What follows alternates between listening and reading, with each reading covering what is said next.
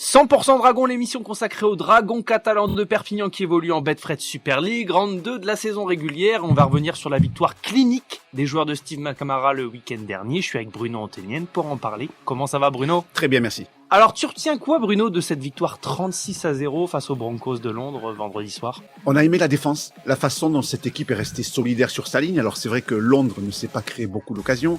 Londres dispose d'un effectif assez jeune. Il y avait quelques garçons qui ont débuté en Super League. Mais la solidarité défensive vraiment des Dragons a fait plaisir à voir. Alors collectivement, il y a mieux à faire. Il n'y avait que 16-0 à la mi-temps. On sentait les Dragons un petit peu frustrés de ne pas avoir concrétisé. Chacun a essayé de marquer son essai. Mais ils ont tellement été dominateurs devant, ces Dragons-là, qu'ils ont rapidement marqué autour des tenues. Théophage a marqué très très vite dans cette rencontre. Alors que c'est vrai, si Londres avait proposé davantage de résistance autour des tenues, les trois quarts auraient été mieux servis. Bien entendu qu'on va faire la fine bouche parce qu'on attend toujours plus de cette équipe qui va jouer les premiers rôles.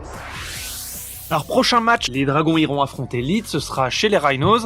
C'est pas un désavantage de jouer 2 fois à l'extérieur de suite ? Oui, bien sûr que c'est un désavantage. Alors, on le sait, en début d'année, les Dragons ont signé pour ça. Beaucoup de soins, beaucoup de récup, mais ce qu'ils ne maîtrisent pas, ce sont les retards. Les retards sur la route, les retards par rapport au trafic ou par rapport aux avions. Les Dragons catalans, il faut savoir que le retour de Londres samedi a duré 12 heures. Du moment où à 5h30 tout le monde a quitté l'hôtel de Londres jusqu'à l'arrivée à Perpignan à 18h parce qu'il y a eu 1 heure de retard au décollage de Londres, et puis il y a eu un accident pour traverser Barcelone. Donc voilà, il a fallu presque 4 heures pour faire Barcelone-Perpignan. Donc bien entendu, la journée de samedi était morte. Steve McNamara va réduire un petit peu l'intensité de ses entraînements cette semaine pour mettre ses joueurs dans les meilleures conditions, parce qu'à chaque fois, voilà, que les Dragons se déplacent, c'est 3 jours pleins pour un match de 80 minutes. Pour ce déplacement à Leeds, le départ est prévu vendredi, match samedi après-midi, retour dimanche en fin d'après-midi. 100% Dragons, le podcast dédié aux Drax catalans de Perpignan, produit par la rédaction du journal L'Indépendant. Alors, qu'est-ce qu'on sait sur cette équipe des Rhinos, là, sur ce début de saison ? Alors, elle a surpris Salford lors du premier match. Un match moyen, mais elle a réussi à accrocher les 2 points de la victoire. Elle n'a pas été terrible jeudi soir sur le terrain de Hull KR. C'est une équipe en rodage avec beaucoup de rotations, beaucoup de changements ont été effectués par Rohan Smith. Ce sera intéressant de voir le comportement des 2 joueurs français. L'ancien joueur des Dragons, Mika Goudeman, qui a été titulaire au poste de pilier jeudi soir avec les Rhinos, et un autre pilier français, c'est Justin Sangaré. Donc bien entendu, on attend beaucoup de ce déplacement, mais ce qui est sûr, c'est que Leeds est rarement pris en tenaille dans son enfer de Headingley. C'est l'un des stades les plus bouillants, en tout cas c'est celui qui a le plus grand nombre d'abonnés.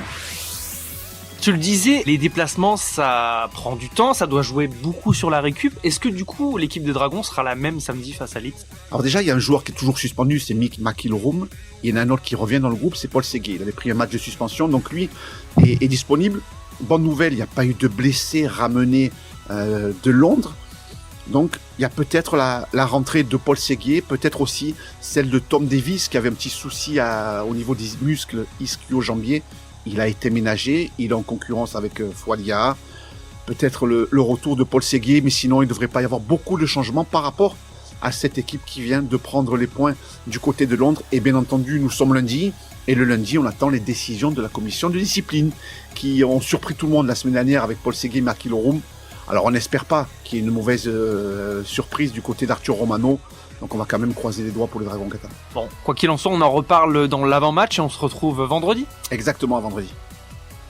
Retrouvez cette émission et toutes nos productions sur Radio Indep et en podcast sur l'indépendant.fr, nos réseaux sociaux et votre plateforme de streaming favorite.